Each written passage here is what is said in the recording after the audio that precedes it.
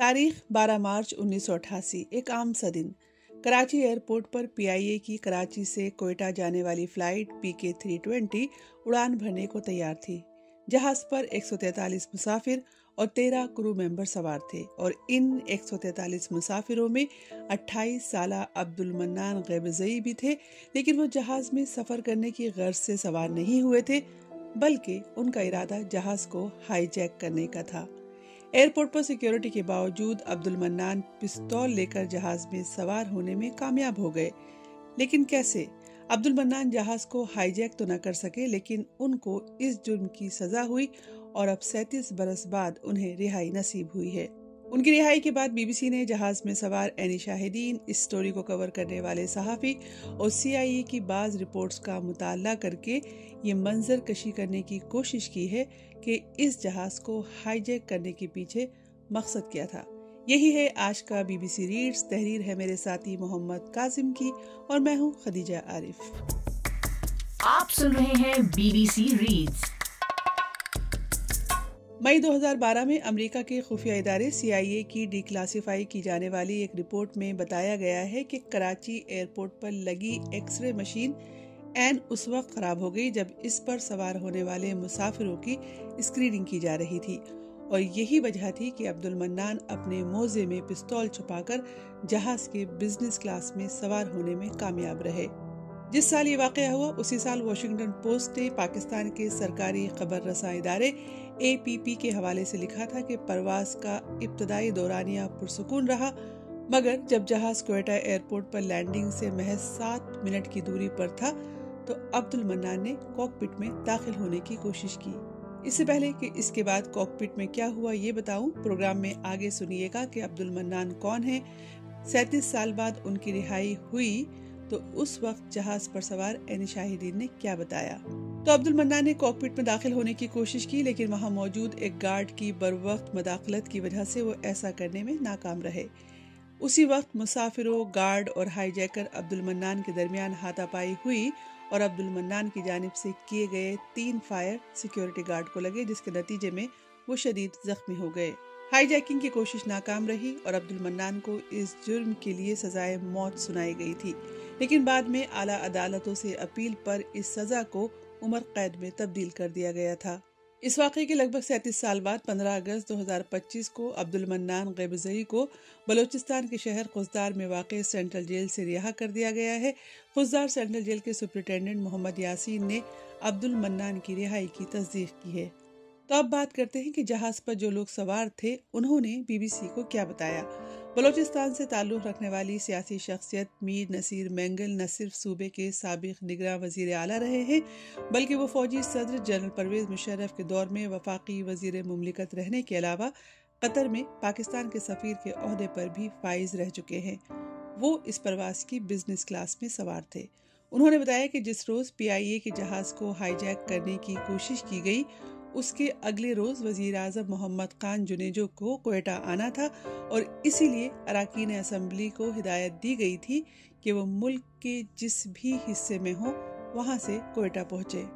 वो कहते हैं चूंकि वो बलूचिस्तान के वजीर थे इसलिए उनकी सीट कॉकपिट के करीब थी।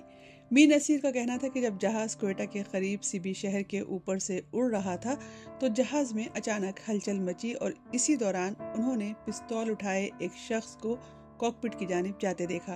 मीर नसीर के मुताबिक कॉकपिट के करीब हाथापाई और हाईजैकर की फायरिंग में सिक्योरिटी एहलकार जख्मी हो गया, मगर इसी दौरान बिजनेस क्लास में मौजूद मुसाफिरों ने हिम्मत करके उस शख्स को दबोच लिया और उसका पिस्तौल छीन लिया।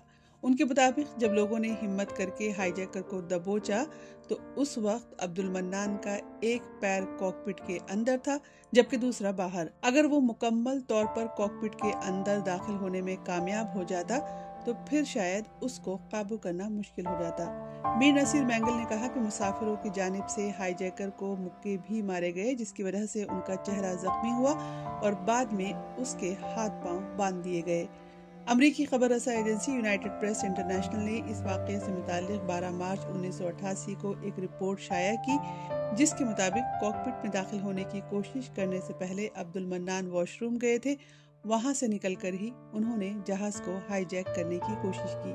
میر نصیر مینگل کا کہنا تھا کہ جب ہائی جیکر پر قابو پا لیا گیا تو پائلٹ نے اعلان کیا کہ ہائی جیکر نے کاکپٹ کے دروازے پر پہنچنے کے بعد بلند آواز میں جہاز کو کوئٹہ لے جانے کی بجائے افغانستان کے دوسرے بڑے شہر قندھار لے جانے کا مطالبہ کیا تھا۔ تاہم اس واقعے سے متعلق CIA کی رپورٹ میں دعویٰ کیا گیا ہے کہ ہائی جیکر پرواز کو کابل لے جانا چاہتا تھا۔ میر نصیر کے مطابق ہائی جیکنگ کی کوشش ناکام ہونے کے چند ہی منٹ بعد پائلٹ نے طیارے کو کوئٹہ ایئرپورٹ پر اتارا، جس پر تمام مسافروں نے خدا کا شکر ادا کیا۔ انہوں نے کہا کہ کوئٹہ ایئرپورٹ پر جہاز کے اترنے کے بعد عبدالمنان کو حکام کے حوالے کر دیا گیا۔ ان کا کہنا تھا کہ وزیر اعظم کے دورے کی وجہ سے اس جہاز میں وزراء اور اراکین اسمبلی کے علاوہ دیگر حکومتی شخصیات کی ایک بڑی تعداد سفر کر رہی تھی، اور ان کو لگتا ہے کہ شاید اس طیارے کا اغوا کے لیے انتخاب بھی اسی لیے کیا گیا ہو تاکہ حکومت پر زیادہ سے زیادہ دباؤ ڈالا جا سکے۔ تو ہائی جیک کرنے کی کوشش کے پیچھے وجہ کیا تھی؟ CIA کی رپورٹ کے مطابق ہائی جیکر جیل میں قید اپنے ساتھیوں کی رہائی کا مطالبہ کرنا چاہتا تھا، شاید اسی لیے ہائی جیکنگ کی کوشش کی گئی۔ پاکستان کے اخبار ڈان سے منسلک سینئر صحافی سلیم شاہد ان صحافیوں میں شامل تھے جو اس طیارے کی ہائی جیکنگ کی اطلاع ملنے کے فوراً بعد کوریج کے لیے کوئٹہ ایئرپورٹ پہنچے تھے۔ انہوں نے بتایا کہ اس وقت کوئٹہ ایئرپورٹ کی مرکزی عمارت چھوٹی تھی اور چونکہ سیکیورٹی کے حالات آج جیسے خراب نہیں تھے، اس لیے ایئرپورٹ کی حدود کے باہر نصب جنگلوں سے بھی طیارے کو ٹیک آف اور لینڈنگ کرتے ہوئے واضح طور پر دیکھا جا سکتا تھا۔ انہوں نے کہا اس موقع پر انہوں نے نہ صرف طیارے کی تصاویر بنائیں بلکہ طیارے پر سوار مسافروں اور PIA کے حکام سے بات بھی کی۔ ان کا کہنا تھا کہ ہائی جیکر کو پکڑنے کی کوشش کے دوران طیارے کے اندر موجود جو سیکیورٹی اہلکار زخمی ہوا تھا ان کا نام لیاقت علی بتایا گیا تھا۔ ان کا کہنا تھا کہ مسافروں اور حکام نے انہیں بتایا کہ سیکیورٹی اہلکار کو کمر میں گولیاں لگی تھیں۔ یونائیٹڈ پریس انٹرنیشنل نے لکھا تھا کہ جہاز میں 2 ڈاکٹر بھی سفر کر رہے تھے۔ ان میں سے ایک ڈاکٹر لوئس کوسٹر تھے جن کا تعلق ڈنمارک سے تھا، جنہوں نے گولیوں سے زخمی ہونے والے اہلکار کو ابتدائی طبی امداد دی تھی۔ تو اب بات کہ عبدالمنان کون ہیں؟ عبدالمنان غیب زئی کا تعلق بنیادی طور پر بلوچستان کے افغانستان سے ملے سرحدی ضلع قلعہ عبداللہ سے ہے۔ قلعہ عبداللہ سے تعلق رکھنے والے سینئر صحافی حیات اللہ اچکزئی نے بتایا کہ وہ ایک کاروبار سے وابستہ تھے اور ان کی قلعہ عبداللہ میں دکانیں تھیں، تاہم چند سال پہلے ان کا بیٹا قلعہ عبداللہ سے منتقل ہو گیا تھا۔ 28 مارچ 1988 کو شائع ہونے والی CIA کی رپورٹ ٹیررزم ریویو میں دعویٰ کیا گیا ہے کہ عبدالمنان مبینہ طور پر اسلحے اور منشیات کی اسمگلنگ کرتے تھے، اور اطلاعات کے مطابق جہاز کو ہائی جیک کرنے کا مقصد جیل میں قید اپنے چند ساتھیوں کی رہائی ہو سکتا ہے۔ پاکستان اور غیر ملکی میڈیا رپورٹس کے مطابق ہائی جیکنگ کی اس کوشش کے وقت ان کی عمر 35 سال تھی۔ سینٹرل جیل خضدار کے سپرنٹینڈنٹ محمد یاسین نے بتایا کہ عبدالمنان غیب زئی نے اپنی سزا نہ صرف مکمل کی بلکہ ان کو چند ماہ اضافی جیل میں گزارنا پڑے، کیونکہ جب ان کی سزائے موت کو عمر قید میں تبدیل کیا گیا تھا تو ان کو 10 لاکھ روپے جرمانے کی بھی سزا ہوئی تھی، اور عبدالمنان وہ رقم ادا نہیں کر پا رہے تھے۔ محمد یاسین نے بتایا کہ ان کی رہائی اس وقت ممکن ہوئی جب جرمانے کی رقم ایک غیر سرکاری تنظیم نے ادا کی۔ عبدالمنان اپنے کیے کی سزا کاٹ کر رہا ہو چکے ہیں، اور اطلاعات کے مطابق جب انہیں یہ خبر ملی کہ اب ان کی رہائی کا وقت آ گیا ہے تو وہ بہت خوش تھے۔ BBC ریڈز BBC ریڈز کے ذریعے ہماری یہی کوشش ہے کہ BBC اردو کی ویب سائٹ کی وہ سٹوریز جن میں آڈینس کی دلچسپی زیادہ نظر آتی ہے انہیں اور بھی زیادہ لوگوں تک کیوں نہ پہنچایا جائے۔